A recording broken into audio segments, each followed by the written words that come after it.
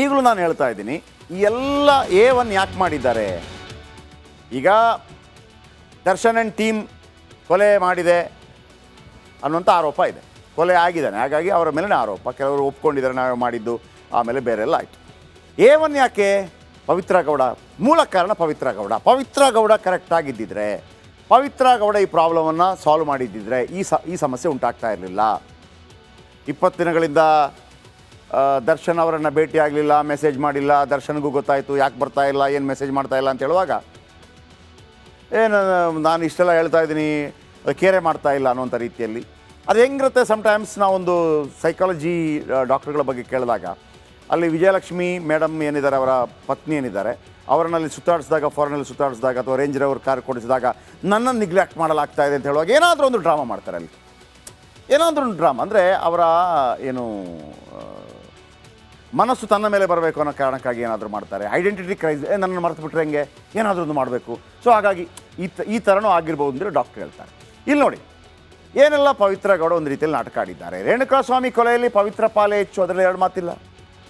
ತೆಪ್ಪಗೆ ರೇಣುಕಾಸ್ವಾಮಿಯನ್ನು block ಮಾಡಬೇಕಿತ್ತು, ಮಾಡ್ಬೋದಿತ್ತಲ್ವ. 200-300 message ಅಂತ ಹೇಳುವಾಗ ಬ್ಲಾಕ್ ಮಾಡಿ.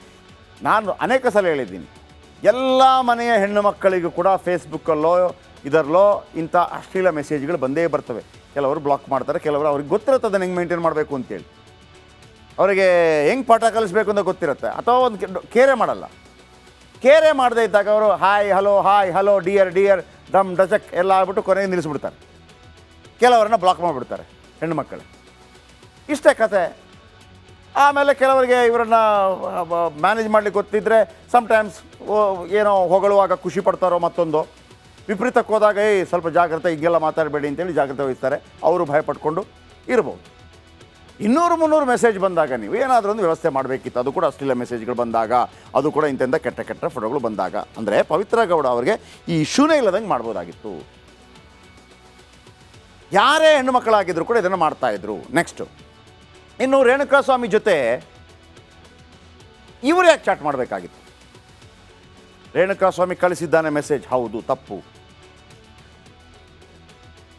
ಒಂದು ಮಿಸ್ ಕಾಲ್ ಬಂದ ತಕ್ಷಣ ನಾವು ಅರ್ಧ ಗಂಟೆ ಮಾತಾಡ್ತಾ ಕೂತ್ಕೋತೀವಾ? ರಾಂಗ್ ನಂಬರ್ ಆದರೆ ಅದೇ ಥರ ಅಲ್ವಾ? ಯಾರ ಮೆಸೇಜ್, ಓಕೆ ಹಾಯ್ ಹೇಗಿದ್ದೀರಿ, ಚೆನ್ನಾಗಿದ್ದೀನಿ, ಯಾರು ನೀವು ಕೇಳ್ತೀವಿ, ಹೂ ಆರ್ ಯು ಸಮಥಿಂಗ್. ಕೆಟ್ಟ ಮೆಸೇಜ್ ಬರುತ್ತೆ ಅಂತ ಹೇಳುವಾಗ ಬ್ಲಾಕ್ ಮಾಡೋದು ಒಂದು ಅವಕಾಶ ಇದೆಯಲ್ಲ, ಬ್ಲಾಕ್ ಮಾಡಿ ಬಿಸಾಕೋದು. ನೀವು ಯಾಕೆ ಅದನ್ನು 5 ತಿಂಗಳ ತನಕ ಗ್ಯಾಪ್ ಮಾಡಿದ್ರಿ? ಆಯಿತು, ಈ ಥರ ಕಿರುಕುಳ ಕೊಡ್ತಾ ಇದ್ದಾನೆ, ಈತನಿಗೆ ಸರಿಯಾಗಿ ಪಾಠ ಕಲಿಸ್ಬೇಕು, ಸೈಬರ್ ಕ್ರೈಮಿಗೆ ಒಂದು ಕೇಸ್ ಕೊಡಿ, ಎಲ್ಲ ಒಂದು ಕಂಪ್ಲೇಂಟ್ ಕೊಡಿ, ಎಲ್ಲ ಮುಗಿದೋಯ್ತಲ್ಲ. ಸಾದಾ ಜನರದ್ದು ಕಂಪ್ಲೇಂಟ್ ತಗೊಳ್ಳೋದಿಲ್ಲ. ನಿಮ್ಮದು ಕಂಪ್ಲೇಂಟ್ ತೊಗೊಂಡಿಲ್ಲ ಅಂತಂದರೆ ಮೀಡಿಯಾ ಬಿಡುತ್ತಾ? ಪವಿತ್ರ ಗೌಡ ಕಂಪ್ಲೇಂಟ್ ಕೊಟ್ಟರು, ತಗೊಂಡಿಲ್ಲ ಅಂತ ಹೇಳುವಾಗ ಮೀಡಿಯಾಗೆ ಹೇಳಿದ್ರೆ ಸಾಕಿತ್ತು, ನಾವು ಬಿಡ್ತಿದ್ವಾ, ನಿಮ್ಮ ಪರವಾಗಿ ನಿಲ್ತಾ ಇದ್ವಿ. ಪವಿತ್ರ ಗೌಡರಿಗೆ ಯಾರೋ ಮೆಸೇಜ್ ಆಗ್ತಾಯಿದ್ರೆ ಯಾರು ಕಂಪ್ಲೇಂಟ್ ತಗೋತಾ ಇಲ್ಲ. ಇನ್ನು ನೀವು ಇನ್ಸ್ಟಾಗ್ರಾಮಲ್ಲಿ ಫೋನ್ ತಗೊಂಡು ಇಲ್ಲಿಗೆ ಮೆಸೇಜ್ ಹಾಕಬೇಡ, ಈ ನಂಬರ್ ಕೊಟ್ಟು ಆ ನಂಬರಲ್ಲಿ ಅವನು ಕಾಲ್ ಮಾಡಿದಾಗ ನೀವೇ ಮಾತಾಡಿ, ಇದು ನನ್ನ ನಂಬರ್ ಅಂತ ಅವನಿಗೆ ಖಾತ್ರಿ ಮಾಡಿಸಿ, ಅದನ್ನು ಪವನ್ ಅನ್ನುವಂಥ ಓತಿಕ್ಯಾತನ ಕೊಟ್ಟು ಅವನು ತನ್ನ ಸರಸ ಸಲ್ಲಾಪವನ್ನು ಗಂಡು ಹುಡುಗನಿಗೆ ಕಳಿಸಿ, ಅವನು ಆ ಕಡೆಯಿಂದ ಇದು ಹೆಣ್ಣು ಅಂತ ಅಂದ್ಬಿಟ್ಟು ಅವನು ತನ್ನ ಸರಸ ಸಲ್ಲಾಪವನ್ನೆಲ್ಲ ತೋರಿಸಿ, ಪವನ್ ಕೂಡ ರೊಮ್ಯಾಂಟಿಕ್ ಮೆಸೇಜ್ ಮಾಡಿದ್ದು, ಪವನ್ ರೊಮ್ಯಾಂಟಿಕ್ ಮೆಸೇಜ್ ಮಾಡಿದಾಗ ಇದು ಪವಿತ್ರ ಗೌಡ ಅಂತ ತಿಳ್ಕೊಂಡು ಅವನು ಅಣ್ಣ ರೇಣುಕಾಸ್ವಾಮಿ ಅವನು ಆ ಕಡೆಯಿಂದ ಮೆಸೇಜ್ ಮಾಡಿದ್ದು. ನೀವು ನೋಡ್ತಾ ಇದ್ರಲ್ಲ ಇದನ್ನು, ಏನೋ ಮಾಡ್ತಾ ಇದ್ದೆ ನೀನು, ಅವನ ಮೆಸೇಜ್ಗಳಿದೆ, ನೀನು ಮೆಸೇಜ್ಗಳು ಉಗಿದು ಉಪ್ಪಿನಕಾಯಿ ಹಾಕಬೇಕಿತ್ತಲ್ಲ, ಇಬ್ಬರು ಕೂಡ ನೀವು ಮಾಡಿದ್ರಾ? ನೀವು ಈ ಇಶ್ಯೂವನ್ನು ಅವನು ಪವನ್ ಮಾಡೇ ಮಾಡ್ತಾನೆ ಅಂತ ಗೊತ್ತಿದ್ದು ಕೂಡ, ದರ್ಶನ್ಗೆ ಹೇಳ್ತಾನೆ ಅಂತ ಗೊತ್ತಿದ್ದು ಕೂಡ ಅವನ ಕೈಯಲ್ಲಿ ಕೊಟ್ಟಿದ್ದೀರಿ. ನೆಕ್ಸ್ಟ್, ಅದರ ಬದಲು ಪೊಲೀಸರಿಗೆ ಸುದ್ದಿ ಮುಟ್ಟಿಸ್ಬೋದಿತ್ತು, ದರ್ಶನ್ಗೆ ಹೇಳದೇನೆ. ಆಮೇಲೆ ಒಂದು ಆಯ್ತಪ್ಪ, ದರ್ಶನನ್ನು ನಿಮಗೆ ಮ್ಯಾನೇಜ್ ಮಾಡಲಿಕ್ಕೆ ಗೊತ್ತಿರಲಿಲ್ವಾ? ದರ್ಶನ್ ಒಂದು ಫೋನ್ ಮಾಡಿ ಹೇಳಿ ಅವರಿಗೆ ಹಿಂಗೆ ಕಿರಿಕ್ ಮಾಡ್ತಾರೆ. ದರ್ಶನ್ ಕೇಳ್ತಾ ಇರಲಿಲ್ವಾ? ದರ್ಶನ್ ಹೇಳಿದರೆ ಪೊಲೀಸರು ಹೆಂಗೆ ಕೆಲಸ ಮಾಡ್ತಾಯಿದ್ರು? ಅಬ್ಬಾ ಮಾಡಿಬಿಟ್ಟು ಎಲ್ಲ ಸರಿಯಾಗಿದೆ ಸರ್, ಬನ್ನಿ ಸರ್, ಒಂದು ಫೋಟೋ ಕೊಡಿ ಸರ್, ನಿಮ್ಮ ಜೊತೆ ಆಗ್ತಿತ್ತು. ಯಾರು ರೇಣುಕಾಸ್ವಾಮಿಗೆ ಅಲ್ಲಿ ಚಿತ್ರದುರ್ಗದಲ್ಲಿ ಪೊಲೀಸ್ ಸ್ಟೇಷನ್ಗೆ ಕರೆಸಿ 4 ಬ್ಯಾಕ್ ಸೈಡ್ಗೆ ಬಿಟ್ಟಿದ್ದಿದ್ರೆ ಎಲ್ಲ ಸರಿಯಾಗ್ತಿತ್ತಲ್ವ? ಸರಿಯಾಗ್ತಿತ್ತ ಇಲ್ವ? ಚಾಟು ಗೀಟು ಎಲ್ಲ ಬಂದಾಗ್ತಿತ್ತಲ್ವ? ಅದನ್ನು ಮಾಡಲಿಲ್ಲ. ದರ್ಶನ್ ಜೊತೆ ನೀವು ಮಾತಾಡಲಿಲ್ಲ, 20-25 ದಿವಸ ನಾಟಕ ಮಾಡಿಬಿಟ್ರಿ ನೀವು. ನಿಮ್ಮ ಉದ್ದೇಶ ಏನಾಗಿತ್ತು ಅಂತಂದರೆ ಅಲ್ಲಿ ವಿಜಯಲಕ್ಷ್ಮಿ ಅವ್ರ ಜೊತೆ ಫಾರಿನ್ ಟೂರ್ ಹೋಗಿದ್ದಾರೆ, ಆ ಕಾನ್ಸಂಟ್ರೇಷನ್ ನಿಮಗೆ ಬರಬೇಕಾಗಿತ್ತು, ಇದನ್ನೊಂದು ಆಯುಧವಾಗಿ ಬಳಸ್ಕೊಂಡ್ರಿ. ನೀವು ಈ ಥರ ಒತ್ತಡ ಹಾಕಿದಾಗ ದರ್ಶನ್ಗೂ ಗೊತ್ತಿರಬೇಕು, ಅದನ್ನು ಸರಿ ಮಾಡಮ್ಮ ಇದನ್ನೆಲ್ಲ ಏನು ನಾನು ಮಾತಾಡೋದು ಅಂತ ದರ್ಶನ್ ಕೂಡ ಹೇಳಬೇಕಾಗಿತ್ತು. ದರ್ಶನ್ ಕೂಡ ಅಲ್ಲೂ ಕೂಡ ರಿಯಲ್ ಲೈಫಲ್ಲಿ ಹೀರೋಯಿಸಮ್ ತೋರಿಸಿದ್ರು. ಪ್ರೇಯಸಿಗೋಸ್ಕರ ರೇಣುಕಾ ಸ್ವಾಮಿ ಕಿಡ್ನ್ಯಾಪ್ ಮಾಡ್ಕೊಂಡು ಕಿಡ್ನ್ಯಾಪ್ ಮಾಡ್ಕೊಂಡು ಸೆಟ್ಟಿಗೆ ಬಂದರು.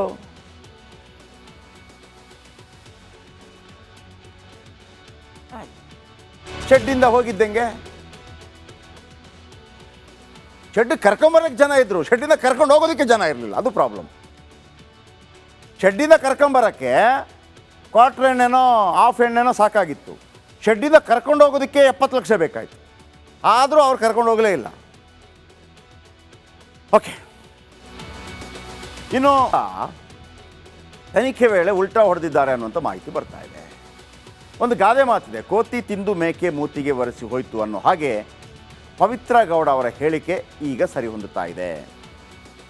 ಇಷ್ಟೆಲ್ಲ ದರ್ಶನ್ ಅವರು ಇಷ್ಟೆಲ್ಲ ಅವಘಡಕ್ಕೆ ಸಿಕ್ಕಾಕೊಂಡಿದ್ದು ಬಿಕಾಸ್ ಆಫ್ ಪವಿತ್ರ ಗೌಡ. ಪವಿತ್ರ ಗೌಡ ಅವರು ಮನಸ್ಸು ಮಾಡಿದರೆ ಈ ಪ್ರಾಬ್ಲಮನ್ನು ಅಲ್ಲೇ ಸಾಲ್ವ್ ಮಾಡಬಹುದಾಗಿತ್ತು. ಆ ಪವನ್ ಅಂತವನಿಗೆ ಹೇಳುವಂಥ ಅಗತ್ಯ ಇರಲಿಲ್ಲ. ಅಥವಾ ತಾನೇ ನಾನೊಂದು ಪೊಲೀಸ್ ಕಂಪ್ಲೇಂಟ್ ಕೊಡ್ತೇನೆ, ಕಿರಿಕಿರಿ ಮಾಡ್ತಾ ಇದ್ದರೆ ನೀನು ಇನ್ವಾಲ್ವ್ ಆಗಬೇಡ ದರ್ಶನ್ ಅಂತ ಅಂದ್ಬಿಟ್ಟು ಆ ಪ್ರಾಬ್ಲಮ್ ಕೂಡ ಸಾಲ್ವ್ ಮಾಡ್ಬೋದಾಗಿತ್ತು. ಆ ಹೆಣ್ಮಗಳಿಗೆ ಹೇಳಿದರೆ ಕೇಳ್ತಾ ಇದ್ರೇನು ದರ್ಶನ್? ಇಲ್ಲ, ತರಬೇಕು, ಹೊಡಿಬೇಕು, ನೀನು ಮಾತಾಡಲೇಬೇಡ ಅಂತೇಳಿ 20 ದಿವಸ ಬಂದಾಗ ದರ್ಶನ್ ಹಾಗಂತ ದರ್ಶನಲ್ಲಿ ಯಾವುದು ಸಮರ್ಥಿಸ್ಕೊಳ್ಳೋದಲ್ಲ. ದರ್ಶನ್ ಮಾಡಿದ್ದು ಕೂಡ ದೊಡ್ಡ ಅಪರಾಧನೇ. ಈಗ ನಟಿ ಪವಿತ್ರ ಗೌಡ ಪೊಲೀಸ್ ವಿಚಾರಣೆ ವೇಳೆ ದರ್ಶನ್ ವಿರುದ್ಧವೇ ಹೇಳಿಕೆ ಕೊಟ್ಟಿದ್ದಾರೆ ಅನ್ನುವಂಥ ಮಾಹಿತಿ ಬರ್ತಾ ಇದೆ. ಚಿತ್ರದುರ್ಗದ ರೇಣುಕಾಸ್ವಾಮಿ ಕೊಲೆ ಪ್ರಕರಣದಲ್ಲಿ A1 ಆರೋಪಿಯಾಗಿರುವ ಪವಿತ್ರ ಗೌಡ ತನ್ನ ಪ್ರಿಯಕರ ದರ್ಶನ್ ವಿರುದ್ಧ ಉಲ್ಟಾ ಮಾತಾಡಿದ್ದಾರಂತೆ, ಉಲ್ಟಾ ಹೇಳಿಕೆ ಕೊಟ್ಟಿದ್ದಾರಂತೆ, ದರ್ಶನ್ ವಿರುದ್ಧವೇ ಹೇಳಿಕೆ ನೀಡಿದ್ದಾರಂತೆ. ನಾನೇ ಏನು ಒಂದು ಹೊಡೆದೆ ಅಷ್ಟೇ, ಅವರೆಲ್ಲ ಜಾಸ್ತಿ ಹೊಡೆದ್ಬಿಟ್ರು ಅನ್ನೋ ರೀತಿಯಲ್ಲಿ ಹೇಳಿದ್ದಾರಂತೆ. ಏನು ಹೇಳಿದ್ದಾರೆ ಬನ್ನಿ ನೋಡೋಣ. ಕೆಲವರದೆಲ್ಲ ಪ್ರಾಬ್ಲಮ್ ಏನೇನು ಆಗುತ್ತೆ ಅಂತ ಗೊತ್ತಾಗೋದಿಲ್ಲ. ಪೊಲೀಸು ಯಾವ ರೀತಿ ತನಿಖೆ ಮಾಡ್ತಾರೆ ಅಂತಂದರೆ ಕೆಲವರು ಬಾಯ್ಬಿಟ್ಬಿಡ್ತಾರೆ. ಈಗ ಪವಿತ್ರ ಗೌಡ ಏನು ಹೇಳಿದ್ದಾರೆ ಕೇಳಿಸ್ಕೊಳ್ಳಿ ಬನ್ನಿ. ಮೊದಲಿಗೆ ಪವಿತ್ರ ಗೌಡ ಹೇಳಿದ್ದಾರಂತೆ, ದರ್ಶನ್ ಅಭಿಮಾನಿಗಳೇ, ನಾನು ಹೇಳ್ತಿರೋದು ಈಗ ದರ್ಶನ್ ಅಭಿಮಾನಿಗಳಿಗೆ ಪವಿತ್ರ ಗೌಡ ಏನು ಹೇಳಿದ್ದಾರೆ. ಚಿಕ್ಕತ್ತಿಗೆ ಅಂತ ಹೇಳ್ತೀರಲ್ವಾ, ಚಿಕ್ಕತ್ತಿಗೆ ಅವರ ಕತೆ ಹೇಳಿ. ತನ್ನನ್ನು ಬೆಳೆಸಿದ ದರ್ಶನ್ಗೆ ಉಲ್ಟಾ ಹೊಡೆದಿದ್ದಾರಂತೆ ಪವಿತ್ರ ಗೌಡ. ದರ್ಶನ್ ವಿರುದ್ಧವೇ ಹೇಳಿಕೆ ನೀಡಿದ್ದಾರೆ ಅನ್ನುವಂಥ ಮಾಹಿತಿಗಳು ಬರ್ತಾ ಇದೆ. ಏನು ಹೇಳಿಕೆ? ಶೆಡ್ನಲ್ಲಿ ನೀವೇನ್ರಿ ರೇಣುಕಾಸ್ವಾಮಿಗೆ ಹೊಡೆದ್ರ? ಹೌದು, ರೇಣುಕಾಸ್ವಾಮಿಗೊಂದು ಚಪ್ಪಲಿಯಿಂದ ಹೊಡೆದಿದ್ದೆ, ನಿಜ. ರೇಣುಕಾಸ್ವಾಮಿಗೆ ಒಂದೇ ಒಂದು ಚಪ್ಪಲಿ ಏಟು ಕೊಟ್ಟೆ. ಆಮೇಲೆ ಏನಾಯಿತು? ಆಮೇಲೆ ರೇಣುಕಾಸ್ವಾಮಿಗೆ ದರ್ಶನ್ ಮತ್ತು ಟೀಮ್ ಸಕ್ಕದಾಗಿ ಹೊಡೆದ್ರು ಅಂತ ಹೇಳಿದಾರಂತೆ, ಮನಬಂದಂತೆ ತಿಳಿಸಿದ್ದಾರೆ. ಆಮೇಲೆ ಆಮೇಲೆ ಬಂದಿದ್ದು, ನಾನು ಬರೋದಕ್ಕಿಂತ ಮೊದಲೇ ಶೆಡ್ಡಿಗೆ ಬರೋದಕ್ಕಿಂತ ಮೊದಲೇ ದರ್ಶನ್ ಅಲ್ಲಿದ್ದರು, ಆಲ್ರೆಡಿ ಹೊಡೆದಿದ್ರು ಅನ್ನೋಂಥ ಮಾಹಿತಿಯನ್ನು ಕೊಟ್ಟಿದ್ದಾರೆ ಅನ್ನೋಂಥ ಮಾಹಿತಿ ಬರ್ತಾ ಇದೆ. ಯಾಕಂದರೆ ನಾವು ಅವತ್ತು ಗಾಡಿಯಲ್ಲಿ ಕೂಡ ವ್ರ್ಯಾಂಗ್ಲರ್ ಗಾಡಿಯಲ್ಲಿ ನೋಡಿದ್ದೀವಿ. ಫಸ್ಟ್ ದರ್ಶನ್ ಬರ್ತಾರೆ, ಒಂದು 5 ನಿಮಿಷ ಗಾಡಿ ಹೋಗುತ್ತೆ, ಆಮೇಲೆ ಯಾರು ಪವಿತ್ರ ಗೌಡ ಬರ್ತಾರೆ. ಈ ವಿಚಾರಣೆ ವೇಳೆ ಸ್ಫೋಟಕ ವಿಚಾರ ಬಾಯ್ಬಿಟ್ಟಿದ್ದಾರೆ ಪವಿತ್ರ. ಅಲ್ಲಿ ಹೆಂಗಿರುತ್ತೆ ಪೊಲೀಸ್ ಡಿಪಾರ್ಟ್ಮೆಂಟ್ ಎನ್ಕ್ವೈರಿ ಹೆಂಗಿರುತ್ತೆ ಅಂದರೆ ನೇರ ಇರುತ್ತೆ. ಫಸ್ಟ್ ನೀವಿದ್ರಾ? ಇಲ್ಲ, ನಾನಿರಲಿಲ್ಲ. ಮತ್ತೆ ಯಾರಿದ್ರು? ದರ್ಶನಲ್ಲಿದ್ದರು, ದರ್ಶನಲ್ಲಿ ಸ್ಪಾಟಲ್ಲಿದ್ದರು. ನೀವೆಷ್ಟೊತ್ತಾದ ನಂತರ ಬಂದ್ರಿ? ನಾನೊಂದು 20 ನಿಮಿಷ ಆದ ನಂತರ ಬಂದೆ. ದರ್ಶನ ಅದಕ್ಕಿಂತ ಮೊದಲು ಏನಾದರೂ ಹೊಡೆದಿದ್ರಾ? ಹೊಡೆದಿರ್ಬೋದೇನೋ. ನೀವು ಹೊಡೆದ್ರಾ? ಹೌದು, ನಾನು ಹೊಡೆದೆ. ಎಷ್ಟು ಹೊಡೆದ್ರಿ? ನಾನು ಒಂದು ಪೆಟ್ಟು ಮಾತ್ರ ಹೊಡೆದೆ. ಮತ್ತು ಅವನು ಸತ್ತಿದ್ದಂಗೆ? ಸತ್ತಿದ್ದವರೆಲ್ಲ ಸೇರಿ ಹೊಡೆದ್ರು. ಹಿಂಗೆ ಹೇಳಿದ್ರು ಸಾಕಾಗತ್ತೆ. ಒಂದು ವೇಳೆ ದರ್ಶನ್ ವಿರುದ್ಧ ಪವಿತ್ರ ಗೌಡ ಹೇಳಿಕೆ ಕೊಟ್ಟಿದ್ದಾರೆ ಅಥವಾ ದರ್ಶನ್ನೇ ಅವರ ಕಾರಣ ಸಾಯೋದಕ್ಕೆ ಅಥವಾ ಗ್ಯಾಂಗೇ ಕಾರಣ ತಾನಲ್ಲ ಅನ್ನುವಂಥ ಹೇಳಿಕೆಯನ್ನೇನಾದರೂ ಕೊಟ್ಟರೆ ಖಂಡಿತವಾಗಲೂ ಚಾಲೆಂಜಿಂಗ್ ಸ್ಟಾರ್ ದರ್ಶನ್ ಅವರ ಕಣ್ಣಲ್ಲಿ ನೀರು ಬರೋದು ಪಕ್ಕ.